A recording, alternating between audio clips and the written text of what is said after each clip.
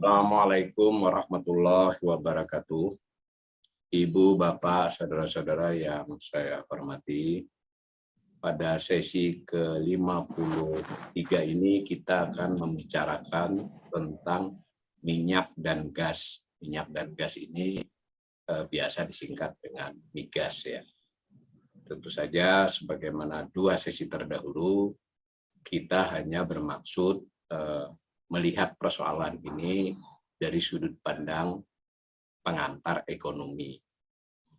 Tema ini sendiri adalah tema yang memerlukan perhatian yang sangat besar ya, dan juga mungkin jika kita pemula kita perlu belajar dengan sangat intensif, banyak istilah, banyak penalaran yang tidak sepenuhnya lazim di pembicaraan sehari-hari. Nah, dengan sendirinya ini jika didalami itu bisa menjadi pengetahuan, menjadi ilmu yang sangat penting ya, dan tidak banyak saya kira yang mampu berbicara tentang hal ini dalam bahasa netizen. Kalau soal teknisi dan ahli Indonesia ini sebetulnya tidak kurang ya dalam hal migas ini. Nah, untuk kuliah kita kali ini sekali lagi hanya bersifat sebutlah semacam helikopter view ya, hanya melihat pada keseluruhannya, dan itu pun lebih pada aspek yang langsung terkait dengan ekonomi. Pada sesi terdahulu kita sudah melihat bahwa migas ini merupakan salah satu jenis sumber daya alam yang Indonesia sebetulnya diberikan karunia memiliki ketersediaannya di bumi Indonesia, baik itu di perut bumi yang ada di daratan maupun yang ada di lautan. Nah, tetapi kita sudah belajar pada sesi terdahulu bahwa era keberlimpahannya telah mulai berlalu. Di masa lalu kita memiliki ketersediaan atau yang biasa disebut dengan cadangan, reserve, yang berhasil kita produksi, kita eksploitasi menjadi produksi energi yang biasa disebut sebagai salah satu jenis energi primer. Dari produksi tersebut ternyata di masa lalu kita lebih dari kebutuhan kita untuk konsumsi, sehingga kita banyak melakukan ekspor. Nah, di mana antara lain disebabkan produksi kita lebih besar dari konsumsi. Nah, berlalunya waktu sejak tahun 2003 ya kalau tidak salah, itu kita sudah mengkonsumsi lebih banyak dari produksi kita. Sehingga kita kemudian kan tidak lagi menjadi anggota OPEC dulu. Kalau beberapa kawan mungkin kalau yang berusia cukup ya, itu sudah pernah tahu kita dulu anggota OPEC, anggota organisasi produsen minyak dunia. Kita sudah tidak anggota lagi, dan secara teknis memang kita lebih merupakan konsumen, tetapi tentu saja kita masih punya produksi dan masih punya cadangan. Nah, hanya saja persoalannya tidak sesederhana sebagaimana barang biasa yang kalau kita misalnya produksi kelebihan, kita kemudian jual, semua sisanya kita konsumsi. Sejak dulu sudah ada aspek di mana sebagian meskipun kita ekspor, kita juga ada impor. Nanti ada hal-hal teknis ya terkait itu. Nah, apalagi ketika kita sudah kekurangan ini, tentu kita tetap menjadi pengimpor migas. Nah, porsi migas ini sampai sekarang tetap merupakan berporsi terbesar ya, dalam besar lah, pelan-pelan memang disaingi oleh batu bara, tetapi masih yang paling besar dalam neraca energi. Kita sudah belajar neraca energi gitu ya. Nah, analisis tentang migas ini biasanya membedakan antara apa yang disebut dengan hulu dan hilir ya, hulu migas dan hilir migas. Nah, hulu itu nanti apa kita lihat. Pada dasarnya hulu itu adalah kegiatan untuk menyelidiki, kemudian mengeksploitasi dan memproduksi minyak ketika dia disebut minyak mentah ya, energi primer.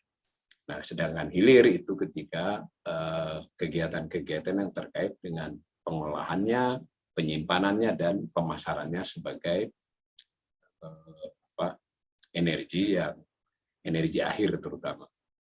Nah, ketika kita bicara hulu, kita bicara tentang cadangan, kita sudah bicara pada sesi sebelumnya. Nah, pada aspek hulu juga kita tetap sudah bicara produksi dan kita juga bisa membandingkannya dengan konsumsi.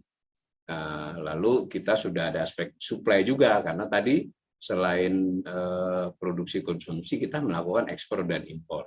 Ini baik terkait dengan minyak dalam konteks minyak energi primer ya, minyak, sebutlah minyak mentah atau gas, dan juga ketika dalam bentuk yang sudah merupakan energi akhir ya BBM misalnya. Lalu dalam konteks itu kita bisa bicara supply di kedua sisi itu.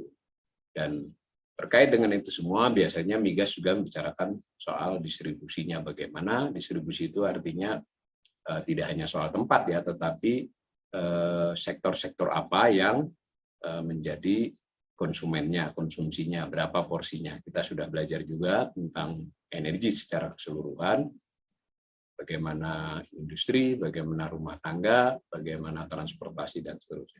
Juga ada aspek harga. Tapi untuk aspek harga dalam 2 sesi ini kita tidak bicarakan. Karena ini sekali lagi ini adalah pembicaraan yang sangat banyak. Barangkali di sesi kuliah nanti setelah sesi pengantar ini mungkin kita perlu mengadakan perkuliahan tentang yang intermediate ya di beberapa aspek. Salah satunya sumber daya alam ini kita memerlukan kajian yang lebih lanjut. Nah, secara umum juga biasanya analisis tentang migas itu bicara tentang aspek jangka menengah dan panjang. Nah, jadi sebuah negara itu sudah biasa, bahkan pada tingkat dunia ya, lembaga-lembaga internasional itu membuat kajian bagaimana posisi terkini, bagaimana perkembangan di masa lalu, dan otomatis ke depannya outlook-nya, bagaimana dengan cadangan, bagaimana dengan produksi, bagaimana dengan konsumsi, dan seterusnya. Tentu dengan kalau outlook ada skenario-skenario ya, karena kan belum terjadi dengan perkiraan antara lain ini yang sudah bertahun-tahun terakhir ini menjadi bahan perbincangan, bagaimana dengan jenis-jenis energi baru yang tampaknya bisa dikembangkan oleh manusia ya, energi yang mungkin lebih renewable, yang tidak berbasis fosil, misalnya tadi kalau kita bicara migas kan berbasis fosil, dan seterusnya. Nah, cuma kajian kita kali ini, pengantar kita kali ini adalah bicara tentang migas dulu. Nah, tadi saya sudah katakan migas itu dianalisis menjadi 2 kegiatan, hulu dan hilir.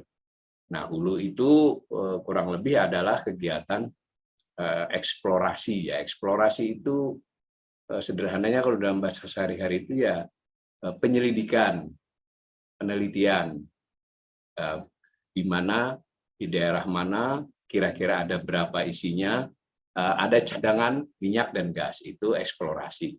Tentu kemajuan teknologi yang diandalkan ya,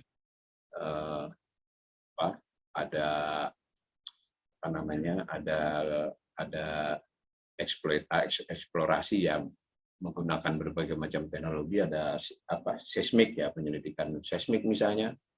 Lalu disebut hulu juga ketika ada bagian-bagian dari untuk mencoba ya melakukan upaya untuk ngecek itu dengan pipa, tapi belum memproduksi ini, baru ngecek ini layak dieksploitasi atau tidak, dan selanjutnya mungkin ketika diputuskan dia menjadi tempat yang bisa dieksploitasi, maka kegiatannya nanti selanjutnya disebut eksploitasi. Jadi di hulunya ada eksplorasi, ada eksploitasi. Berlaku untuk minyak mentah maupun gas alam. Nah, ketika dia dieksploitasi, beberapa jenis kegiatan eksploitasi nanti silakan dipelajari. Salah satu yang biasa dikenal itu ya lifting. Ya, lifting berarti dia dinaikkan dari dalam perut bumi, baik itu yang offshore maupun onshore ya. Offshore berarti di lautan. Itu untuk membawanya itu bisa ada fasilitas transportasi tertentu, bisa pipa, transmisi lah. Tapi dianggap kegiatan hulu ya, karena belum untuk dipakai sebagai konsumen akhir, jadi masih di aspek hulu. Nah, kira-kira hulu itu begitu ya, sampai dia dibawa untuk diproses. Nah, proses salah satu yang paling banyak dilakukan adalah proses di tempat yang disebut dengan kilang, ya. Di penggilangan, baik itu kilang minyak maupun kilang migas. Nah, sebelum kita berangkat lebih jauh, sebetulnya minyak dan gas ini adalah saudara kembar ya. Di dalam minyak biasanya ada gasnya, sehingga beberapa jenis nanti pengolahan itu memisah, sehingga di ladang minyak ada gasnya. Nah, kurang lebih begitu. Hilir itu adalah ketika mulai dianggap dari kilang itu ya, dari penggilangan yang mengolah minyak mentah tadi menjadi energi berikutnya ya, yang siap untuk jadi energi bisa berupa BBM, dan terutama memang BBM, tapi ada juga yang sifatnya BBM sekunder ya, full energi tetapi sekunder, bukan yang primer. Yang primer itu yang kita kenal di pom bensin itulah. Nah, sedangkan gas itu nanti ada yang pengolahannya lebih sederhana atau bahkan bisa langsung dipakai dari hasil eksploitasi. Ada yang memerlukan pengolahan, seterusnya. Tetapi nanti cara pembedaan secara aspek analisis ekonomi tetap ketika dianggap dia dimulai dari hilir, itu disebut ketika dia dimulai dari proses menuju ke pengguna akhir itu. Nah, nanti kita akan lihat lebih lanjut pembedaan sedikit antara LNG dengan LPG misalnya. Ini gambar besarnya dulu, bahwa ada hulu, ada hilir. Ini saya lupa menyebutkan sumbernya. Sumber ini dari websitenya Pertamina, seingat saya dulu tahun lalu saya ambil. Nah, maka sederhana saya ulangi lagi sedikit, hulu itu, hulu migas, karena ini sesi ini kita hulu migas, itu adalah kegiatan eksplorasi, penyelidikan lapangan untuk penggalian informasi dan pengumpulan data-data yang dilakukan dengan tujuan ya meneliti, lalu mengetahui dan seterusnya. Nah, di sini memang peran-peran perusahaan-perusahaan internasional yang sudah besar dan sudah berabad-abad ya, 2 abad ya sekitar itu sangat besar. Di antara eksplorasi itu ada yang disebut survei seismik. Ya, survei seismik sendiri macam-macam teknologinya sesuai perkembangan zamannya. Kalau tadi kita sudah katakan juga ada eksploitasi, berarti upaya kegiatan untuk tadi melakukan penggalian tadi. Nah, lalu ada tahap juga produksi. Produksi ini lifting tadi ya, kurang lebih. Produksi ini diantaranya lifting, bukan tidak hanya lifting. Jadi tahap eksploitasi ya, untuk menghasilkan minyak agar diproses lebih lanjut. Itu hulu migas. Nah, mari kita lihat dari hasil hulu, dari eksplorasi ya, tadi dari eksplorasi saya istilahnya aja sudah masih harus mengulang-ulang ya, karena bukan bidang saya. Dari kegiatan eksplorasi itu ada catatan tentang cadangan minyak bumi, kan kita sudah belajar yang angka-angka yang time series lebih panjang di sesi terdahulu. Yang ini kita ambil saja dari publikasi Kementerian SDM, ada data dari 2008 khusus minyak bumi. Nah, pada tahun 2020 ini saya sambung ya, karena itu yang satu itu dari terbitan 2019, yang satunya dari 2020. Yang 2019 dari Economic Outlook, yang 2020 dari laporan ESDM, laporan tahunan. Tapi ya, saya sudah cek angkanya sama karena dari sumber yang sama di SDM. Bahkan saya sempat ngecek juga kalau dari BP statistik ya, BP itu dulu British Petroleum ya, tapi sekarang bukan singkatan itu ya, nama ya, BP kayak Bank BNI gitulah. BP dia punya beberapa data, bukan beberapa, banyak data, salah satunya negara-negara seperti Indonesia itu sama. Mungkin BP juga mendasarkan diri dari data ESDM, atau kita tidak tahu persis, saya tidak tahu persis, mestinya ketika melakukan survei bagian dari eksploitasi, bagian dari eksplorasi itu mesti menggunakan jasa-jasa perusahaan internasional, sehingga data minyak ini termasuk data yang relatif sama ya, jadi dibandingkan dengan data-data lain. Data-data tentang migas ini kita pakai data Indonesia atau data dari lembaga internasional sama, cuma kita harus sedikit hati-hati untuk beberapa jenis energi satuannya yang kalau kelihatan berbeda itu kadang satuannya, karena ada beberapa satuan yang bisa dipilih kalau untuk misalnya nanti gas ya atau batu bara. Nah, kalau minyak relatif sama. Nah, ini kita lihat ada cadangan terbukti, ada cadangan potensial ya, proven ya. Jadi cadangan terbukti, cadangan potensial ini sudah berdasarkan eksploitasi, dia sudah hampir bisa dipastikan itu ada gitu loh minyaknya di daerah-daerah tertentu dijumlahkan. Sebetulnya ada lagi jenis cadangan yang masih dimungkinkan ya, itu agak besar, itu masih belum sampai pada tahap eksploitasi yang memastikan berapanya, di mananya, tetapi secara metode tertentu bisa diduga di Indonesia masih ada sekian banyak bisa. Nah, yang cadangan potensial ini juga belakangan ini jarang diangkat ya, yang lebih diangkat yang proven, karena proven itu artinya itu sudah ada perusahaannya yang survei, yang eksploitasi dan sudah punya kontrak untuk siap di eksploitasi. Nah, kalau dari data ini kita memang tinggal sedikit ya, kalau dari yang cadangan terbukti ini tinggal 2,44 miliar barel ya. Kita bisa bayangkan ya, tinggal begitu. Anda lihat dari data itu di mana cadangan terbukti yang 2018 masih 3,15 miliar, itu satuannya juta ya, 3.154. Itu Anda lihat di kanan itu sudah turun menjadi 2,48 lalu 2,44 ya pada tahun 2020 yang terbukti. Yang potensial memang meningkat di 2020. Bisa dibayangkan ya ini. Tetapi cadangan ini bisa bertambah karena tadi sudah kita sampaikan di depan bahwa masih sedang berlangsung dan masih akan berlangsung survei-survei bagian dari kegiatan eksplorasi, sehingga bisa bertambah cadangan yang terbukti maupun cadangan potensialnya dari yang sifat umum. Tetapi dari keseluruhannya kelihatannya belum ada informasi temuan bahwa kita masih memiliki kemungkinan yang sangat besar. Jadi kita harus asumsikan ini ya relatif seperti inilah cadangan kita. Nah, itu minyak. Nah, kalau digambar pakai datanya BP, tapi saya ulangi sekali lagi sama ya dengan datanya Kementerian. Kebetulan ini sudah tersedia, saya olah setahun yang lalu kalau tidak salah. Slide berikut kita melihat khusus cadangan terbukti ini ya, sampai ke angka 2,44 tadi jalurnya panjang ya. Jadi kita di 1980 masih punya 11,6 miliar barel itu cadangannya turun ya karena kita melakukan eksploitasi ya, diproduksi. Nah, pada saat kita memproduksi kan juga ada temuan-temuan baru terus berlangsung begitu.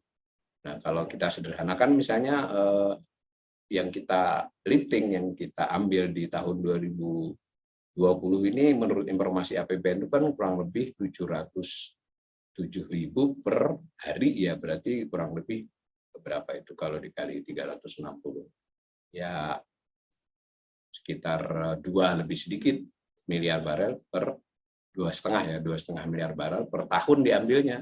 Jadi kalau tidak ada cadangan terbukti baru ya ini habis 2021, tapi ternyata kan tidak. 2021 yang sudah berjalan ini berarti ada temuan lagi dan datanya belum ada di 2021.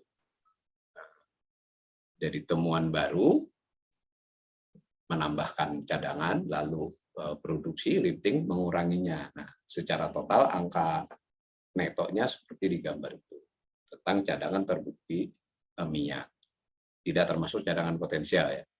Nah, kita lalu lihat gas alam bagaimana. Gas ya, gas bumi atau gas alam, gas itu sedikit berbeda kecenderungannya. Di sesi terdahulu kita sudah melihat bahwa gas masih cukup besar, cenderungnya memang 10 tahun terakhir dia menurun, tapi turunnya tidak sedramatis minyak.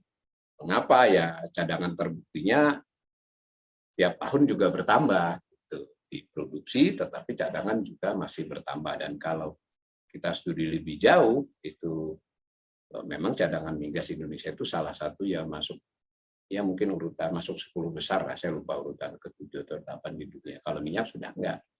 Nah, lalu kita juga sudah belajar di sesi terdahulu bahwa cadangan lalu kita produksi itu masih melampaui konsumsi kita, sehingga untuk gas kita masih neto produsen ya. Jadi neto produsen, sedangkan minyak kita sudah neto konsumen. Nah, kalau dilihat bagaimanapun juga tetap harus diakui ada penurunan. Ini datanya agak dramatis 2018 ke 2019 dan 2020. Tapi saya sempat pelajari tadi ternyata memang ada beberapa perubahan definisi ya yang mengikuti kaidah internasional.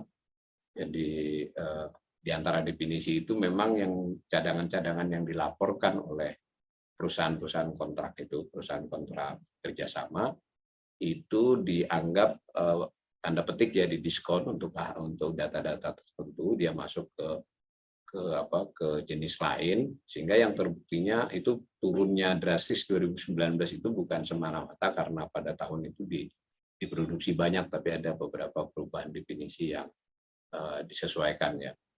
Nah, intinya gas ini tetap masih cukup banyak, tapi juga berkecenderungan menurun.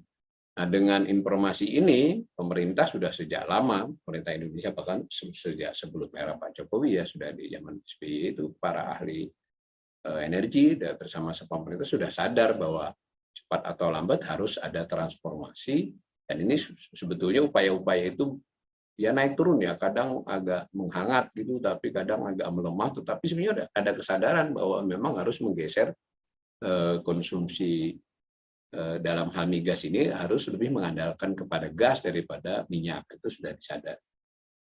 Nah, kalau kita lihat cadangan terbukti minyak, gas itu di slide berikut itu relatif fluktuasi dengan kecenderungan yang belum turun kecuali tahun 2019-2020 karena perubahan definisi, saya ingatkan ya, tidak sebelumnya karena ini. Dan harus hati-hati juga, kadang disebut triliun kubik meter, kadang triliun kaki kubik ya, beda ya. Jadi hati-hati, ada beberapa sajian bersifat kaki kubik, ada yang bersifat kubik meter otomatis. Yang penting kita konsisten, kalau kita pakai data yang kubik meter ya harus disambung time series-nya dengan kubik meter, yang kaki kubik ya kaki kubik. Nah, ini data kalau kita abaikan yang 2019-2020 karena definisi baru, juga relatif gas itu cadangannya tidak terlalu menurun drastis ya, terutama dalam 10 tahun terakhir. Sementara tadi minyak kan turunnya cukup drastis.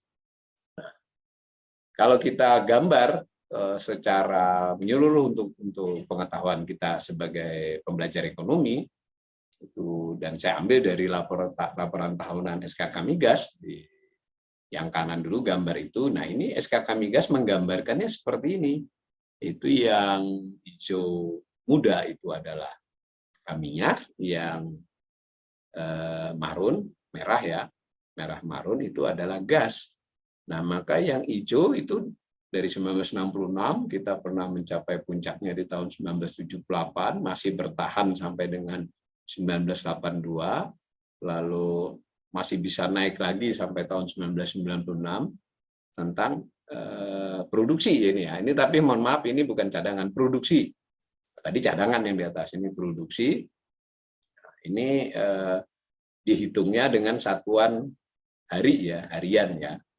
Nah, kalau setahun bisa juga, tapi kalau menggambar kecenderungan sama. Kalau kita konsisten pakai data harian ya tetap sama. Nah, ini gambar menarik menurut saya, ada kesadaran sebetulnya di SDM itu ya, polanya seperti ini, bahwa yang hijau itu udah pelan-pelan turun, dan pada beberapa tahun terakhir itu turunnya cukup lumayan ya. Jadi ini tidak terkait dengan pemerintahan siapapun, ini fenomena LPG di Indonesia. Jadi sudah tidak terbendung kalau yang minyak. Sementara yang gas itu masih ada aspek menurun, tetapi kelihatan ada tidak sedrastis minyak. Nah, lalu karena sudah mulai dilakukan upaya pergeseran-pergeseran, maka analisis yang dilakukan oleh banyak pihak termasuk pemerintah adalah dengan menjumlahkannya, karena dua-duanya bisa saling menggantikan. Sehingga untuk membicarakan tentang produksi minyak, biasanya produksi minyak dan gas. Di APBN itu ada asumsi makroekonomi, kita pernah belajar salah dua ya berarti ya, yang dibuat asumsi perhitungan APBN. Karena apa? Karena memang minyak dan gas ini memberikan kontribusi besar ya dalam pendapatan di APBN. Juga untuk kali ini kita tidak analisis itu. Nah, lifting minyak misalnya tahun 2020 itu 707.000 barel per hari ya. Realisasinya 707.000 barel per hari. Kalau setahun ya kalikan 365. Nah, sementara 2021 yang sudah berjalan ini target di APBN-nya 705. Nah, sementara diumumkan kemarin oleh Kementerian Keuangan, tentu ini angka sementara ya, kita belum mendapat pengumuman dari Kementerian SDM justru, itu 662.000 barel. Jadi ini menarik ya, pada saat harga minyak cukup tinggi, yang mestinya mendorong perusahaan-perusahaan itu untuk berproduksi lebih banyak, melifting minyak lebih banyak selama beberapa bulan terakhir, tidak dengan serta-merta bisa juga. Mungkin kalau harganya jatuh bisa jadi lebih rendah dari 660, tapi tidak memenuhi target. Begitu juga dengan lifting gas, itu dilakukan dengan ukuran setara minyak. Jadi kalau dihitung sekarang gas itu sudah lebih banyak daripada minyak ya, produksi di Indonesia tahunannya. Ini ukuran hariannya. Karena itu diukur dengan cara setara minyak, DOE ya. Juga tidak memenuhi target sebetulnya. Tapi dekat 982 dengan 1007, bahkan saya lihat ESDM sudah mengatakan lebih, itu 99% katanya. Jadi kalau yang di grafik itu 2020-nya pakai sampai 2020 saja, 2021 bisa Anda sambung dari itu ya, keadaan produksi minyak dan gas bumi. Tapi sekali lagi bagaimanapun minyak turun cukup drastis, gas mulai menunjukkan tanda-tanda penurunan. SKK Migas membuat penjelasan. Tentu penjelasan perubahannya panjang ya, tapi ada yang menarik buat saya yang mungkin kita perlu baca-baca. Itu dijelaskan oleh SKK Migas, jadi badan pemerintah ya, itu bahwa penurunan 2010 sampai dengan 2017 itu ada disebutkan beberapa proyek di slide berikut Mbak Rama.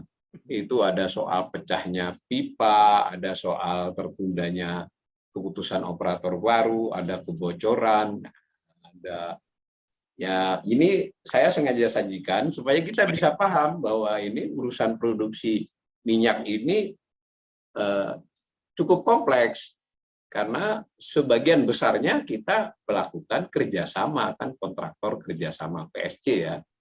Kontraktor kerjasama yang itu entah itu perusahaan asing, perusahaan patungan, ya Pertamina ikut, tetapi untuk hulu itu mayoritas masih asing.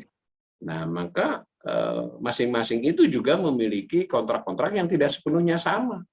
Dan dia juga sebagai perusahaan ya bisa memutuskan dong, meskipun ada bagian dari kontrak itu bahwa kapan dia produksinya dia kencengi gitu ya, cadangan dia punya, ada, maksudnya di alat-alat juga sudah terpasang. Tapi kalau harga misalnya kurang bagus kan mungkin dia agak sedikit ngerem produksinya. Kalau harga bagus dia ngencengi, tetapi ketika dia mengoptimalkan produksinya seperti beberapa bulan terakhir, tetap tidak mengejar mungkin ketika masa-masa awal 2021 masih terkendala pandemi, itu total setahun 2021 tetap tidak sesuai target.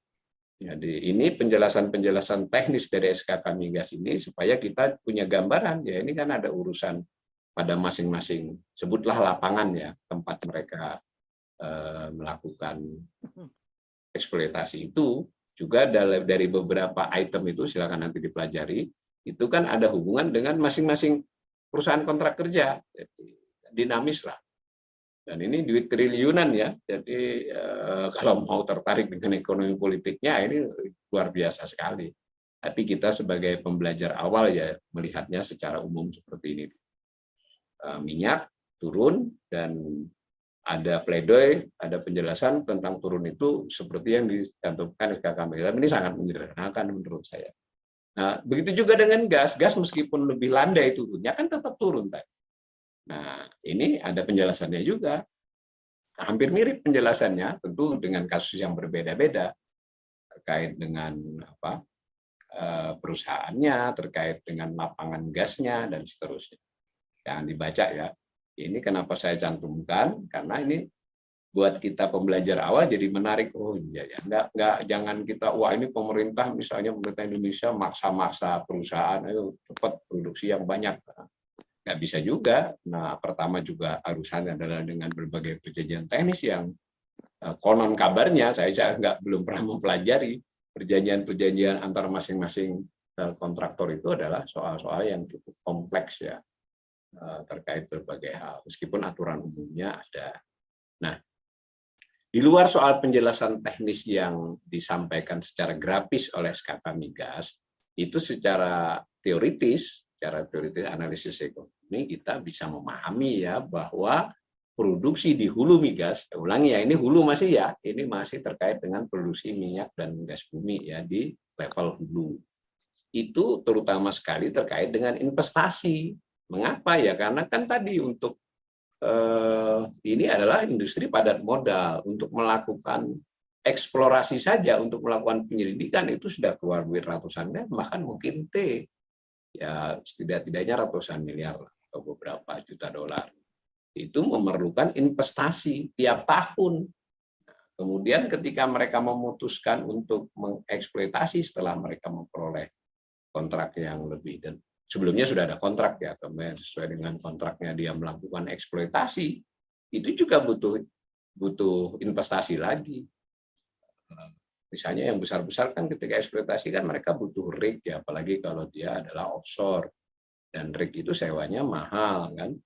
Misal itu belum lagi kita semua pernah dengar kabar bahwa tenaga-tenaga ahli migas itu yang teknis itu dibayar dengan cukup tinggi dan seterusnya. Tapi yang jelas ongkosnya besar dan itu perlu investasi dari sisi perusahaan. Nah, perhitungan investasi ini juga menjadi sedikit lebih kompleks ketika dia terkait dengan bagi hasil dengan pemerintah kan. Jadi perhitungannya bagaimana, pemeriksaannya bagaimana, lalu berapa persennya sehingga investasi tidak seperti tidak seperti kita misalnya memutuskan saya ini bakso saya laris saya buat gerobak lagi nanti buka di jarak 5 km, tidak bisa begitu kan, karena ada ikatan-ikatan kontrak, ada kondisi-kondisi internasional tentang pasar dan seterusnya.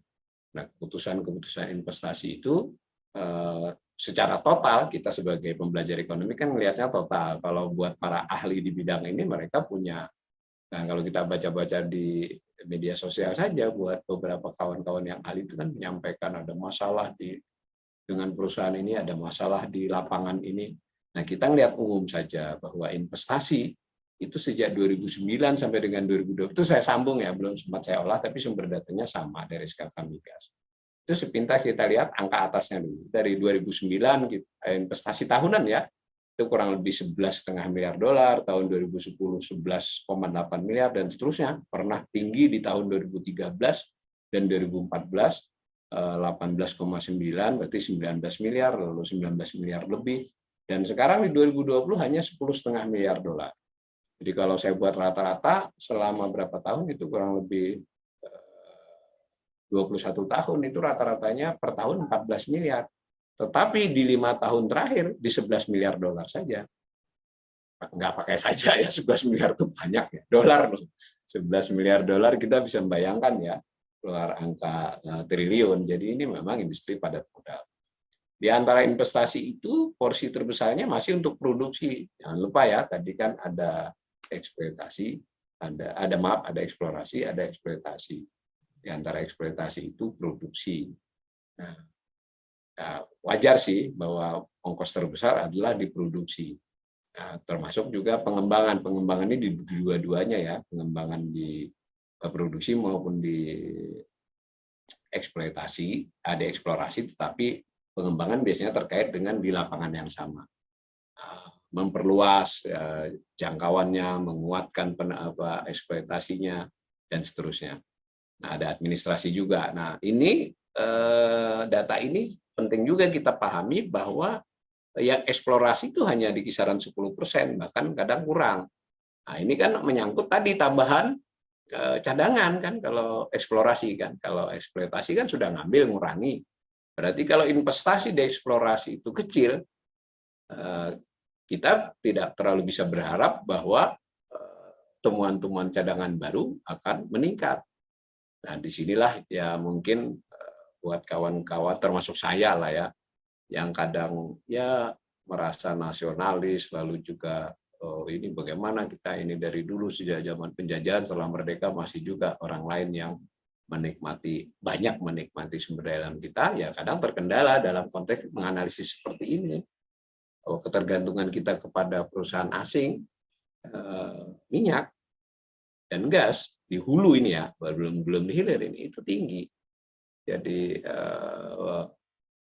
jika tidak ada investasi, ya berat buat kita untuk dua hal, menambah cadangan ataupun menambah produksi. Dan pihak asing, sebenarnya nggak tepat juga disebut pihak asingnya, tapi pihak perusahaan yang ingin melakukan kerjasama, itu kan memikirkan keuntungan. Keuntungan itu kan berarti terkait dengan dia punya penelitian awal dong, informasi awal, kan tidak begitu saja bahwa apakah di Indonesia, apakah di wilayah ini masih banyak cadangannya, apa nanti setelah dilakukan survei yang lebih serius itu akan menguntungkan dan seterusnya. Dan bisa saja rundingan-rundingan itu asimetris ya, pihak yang sana lebih punya informasi sempurna dibandingkan kita sebagai negara berunding. Tentu di sini bisa ekonomi politik bermain ya, maksudnya kawan-kawan saya yang lebih kritis itu kan yang berunding dari Indonesia, manusia katanya.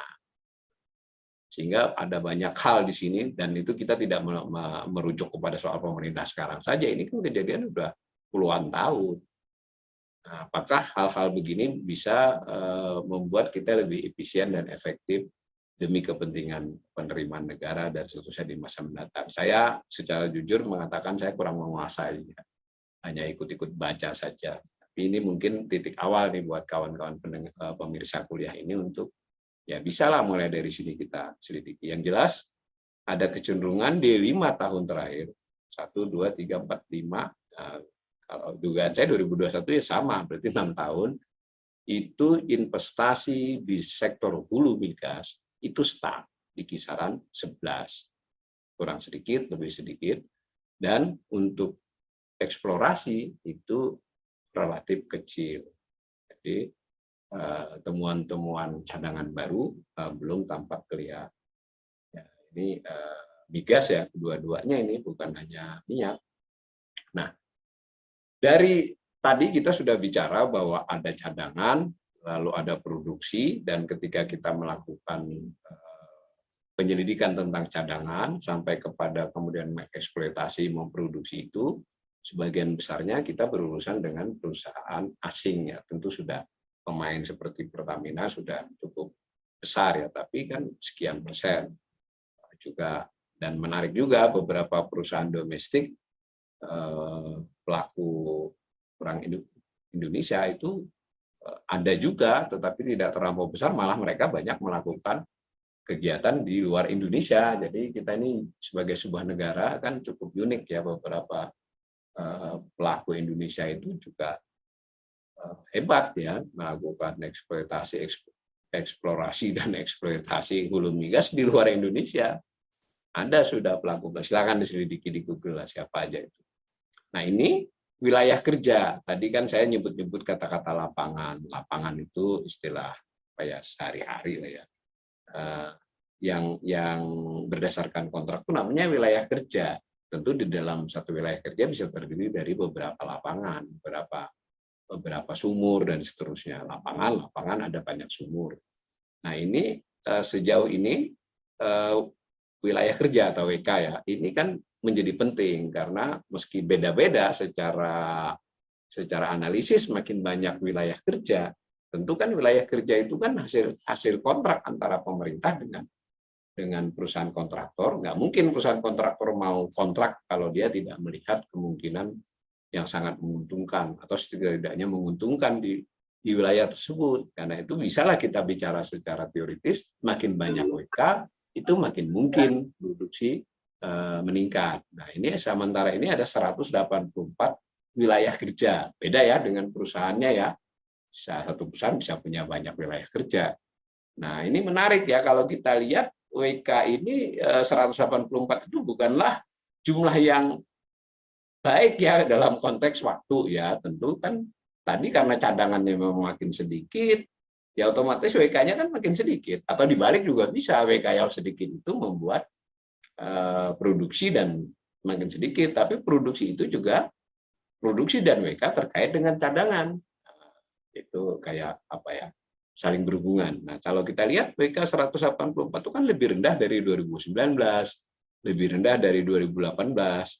Bahkan di tahun-tahun 2012 sampai 2015 saja kita masih punya sampai 300-an wilayah kerja. Berarti kan ada wilayah-wilayah kerja yang sudah tutup ya, baik karena selesai kontraknya ataupun tinggal kontraknya masih beberapa tahun, tapi oleh si perusahaan kontrak kerja itu ya ini sudah tidak menguntungkan, dia tidak garap lagi, kan boleh. Nah, itu. Nah, di situ ada kata-kata WK eksploitasi, eksploitasi, ada WK eksplorasi. Jadi berarti kan wilayah kerja tersebut masih dieksplorasi, masih diselidiki. Nah, sedangkan WK eksploitasi sudah memasuki tahap dieksploitasi. Nah, ada istilah non konvensional, sedangkan pelajari itu agak beda ya sedikit, tapi tetap saja totalnya 184. Nah, lalu kita tadi saya sudah sebut kontrak kerjasama PSC ya, Production Sharing Company. Production Sharing Company biasanya diterjemahkan kontrak kerjasama, berarti K3S. Nah, ini data saya pakai 2019 ya, karena saya belum sempat update ke 2020, supaya kita punya gambaran saja. Nah, 10 besar pelaku ini menguasai 85%-an kalau untuk minyak, lalu kalau untuk gas bumi 80%. Jadi kan kalau ada belasan pelaku lain ya di bawahnya ini. Nah, kalau kita lihat yang di kiri 10 besar KKS minyak itu kan ada Exxon, Chevron, Pertamina masuk ya, masuk besar ya, Pertamina yang hulu ya. Ada Pertamina anak juga, Pertamina Hulu Mahakam, ada PT Pertamina EP. Jadi Pertamina sudah menjadi salah satu yang besar ya di dalam pelaku KKS ini di minyak bumi. Yang kanan gas bumi. Di gas bumi Pertamina juga ada, tapi yang paling atas BP yang tadi datanya kita pakai. Nah, tapi ini kan BP ini punya banyak anak perusahaan ya. Ini yang di sini ada BP Berau Limited. Berau ini mana ya? Tangguh ya kalau tidak salah. BP yang tangguh ini BP. Jadi ada perusahaan sendiri. Sekali lagi saya katakan ya, perusahaan multinasional seperti Conoco, Chevron, Exxon, BP ini kan dia kompleks lah. Dia punya banyak perusahaan, anak perusahaan dan seterusnya, dan di setiap negara dia bisa saja mendirikan beberapa PT dan seterusnya. Nah, ini 10 besarnya seperti itu, dan mungkin perlu menarik juga di kiri itu sudah ada PetroChina nomor 8, yang di kanan juga ada 7 PetroChina. Jadi kita di masa lalu mungkin belajarnya hanya Exxon, Chevron, Conoco, BP. Sekarang mungkin analisis sudah harus lihat ada PetroChina, lalu bahkan ada Petronas di Indonesia. Tetapi pelaku Indonesia di luar Pertamina di kanan ada juga Medco ya. Nah, kurang lebih begitu. Secara umum, tadi kan sudah saya katakan kita bicara outlook, tapi saya belum sempat melihat ada outlook baru, outlook lama saja yang saya taruh. Ini outlook di tahun 2019 pertengahan dengan data berarti sampai 2018. Dia outlook yang hanya sifatnya pada waktu itu mengukur 5 tahun ke depan dari BP Statistik. Tadi saya sudah download dari BP Statistik, tapi datanya terlalu banyak, saya nggak sempat mengolah lagi. Ini cara, ini tadi saya sebut kata-kata statistik itu karena dari BP ya. Sebenarnya BP, Anda klik aja BP di Google itu, nanti Anda akan ketemu itu perusahaan migas besar di dunia kan, tadi kan dia termasuk yang besar, tadi Tangguh dari dia kan. Itu Anda lihat dia mempunyai proyeksi, tapi ini yang edisi 2019 ya, tentang Indonesia antara konsumsi, produksi, lalu proyeksi. Karena ini dulu datanya hanya sampai 2018, maka dia buat itu konsumsi yang sudah terjadi biru, lalu yang produksi yang sudah terjadi adalah kuning. Nah, lalu dia meramal di 2020 yang orange itu adalah proyeksi konsumsi, yang abu-abu adalah proyeksi produksi. Nah, tadi kita sudah lihat kan, ternyata proyeksi produksi dia ini juga ketinggian. Ingat tadi kan di atas tadi kita sudah lihat di 2020 itu hanya 707, di 2021 hanya 668. Jadi ini ketinggian waktu si BP buat ini. Nah, saya tidak bisa ngecek konsumsi, tapi kelihatannya konsumsi juga bisa ditekan. Jadi pandemi itu juga membuat konsumsi minyak turun ya. Sehingga mungkin dari sisi jarak kurang lebih. Ini cara melihat. Sebetulnya pemerintah juga punya ya dalam hal ini Dewan Energi Nasional buat outlook energi, tapi sudah saya lihat tadi tidak ada outlook di tahun 2020 maupun 2021. Outlook terakhir dibuat juga 2019 pertengahan. Ini menarik ya, kenapa kita nggak punya outlook yang, kalau BP ini karena saya nggak sempat ngolah saja, dia tiap tahun buat. Nah, nampaknya di 2020-2021 tadi dia tidak merinci data untuk Indonesia, dia melihat outlook yang negara-negara besar dari sisi sumber daya minyak dan keseluruhan dunia. Indonesia sudah tidak dia buatin lagi proyeksinya. Tapi Indonesia sebagai sebuah negara kan mestinya wajib kan, bagaimana kalau tidak ada perakiraan. Perakiraan itu kan menjadi acuan buat perencanaan. Ini juga menjadi keprihatinan atau setidak-tidaknya harusnya jadi perhatian ya. Bagaimanapun outlook itu penting buat suatu negara. Perkara terpenuhi atau tidak kan itu bisa dianalisis. Nah, masih dari tema ini outlook, tetapi kita sekarang lihatnya ke gas ya, ke gas. Ini kan minyak nih tadi. Nah, gas itu saya dari BP juga begitu. Tadi saya tidak sempat melihat hasil hariannya, dan ini kan karena ditulisnya kan miliar kaki kubik ini gas, sementara yang di APBN kan memakai setara minyak, jadi kan saya nggak bisa bandingin, harus diolah. Nah, ini kalau dilihat ini sebetulnya si BP menduga kita relatif stuck lah produksi gas dan konsumsi gas. Nah, ini juga kelihatannya belakangan pemerintah Indonesia meningkatkan ya, mendorong peningkatan konsumsi gas antara lain sebagai pengganti dari konsumsi minyak. Nah, dalam konteks ini tetap yang kita tangkap adalah produksi menurut BP pun itu tetap lebih tinggi daripada konsumsi. Nah, khusus yang kanan adalah dari Dewan Energi Nasional yang dibuat di pertengahan 2019 ya. Dia buat proyeksi hingga tahun 2050. Nah, tapi secara umum kalau kita baca gambar itu ada yang produksi orange, yang kuning itu impor, lalu ekspor. Jadi ini data agak mengerikan juga kalau menurut saya. Kalau as usual, BAU itu as usual ya. Kalau PB dan RK ini saya lupa, itu ada proyeksi yang ketika memperhitungkan renewable resources yang ada keberhasilan untuk melakukan transformasi atau pengembangan energi tertentu, sehingga skenario-nya beda.